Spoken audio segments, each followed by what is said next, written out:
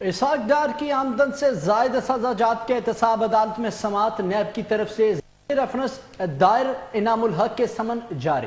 مزید جانتے ہیں اسلام آباد سے ضمیر حسین ضمیر کی اس رپورٹ۔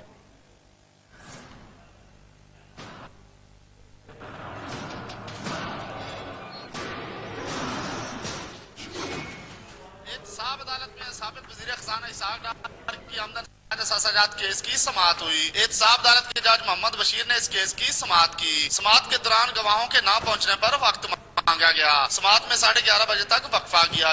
وقفے کے بعد سماعت دوبارہ شروع ہوئی۔ استغاثہ کے گواہ انعام الحق پیش نہ ہوئے۔ آئندہ پر گواہ کو پیش ہونے کا آخری موقع، جبکہ تفتیشی افسر نادر عباس کا بیان بھی اگلی سماعت پر ریکارڈ ہوگا۔ دوسری جانب اسحاق ڈار کی جائیداد ضبطگی پر محفوظ فیصلہ بھی سنا دیا گیا۔ اسحاق ڈار کے تمام اعتراضات مسترد، جبکہ نیب کی طرف سے اسحاق ڈار کے اثاثوں کے حوالے سے ضمنی ریفرنس بھی دائر کیا گیا۔ سابق وزیر خزانہ اسحاق ڈار کی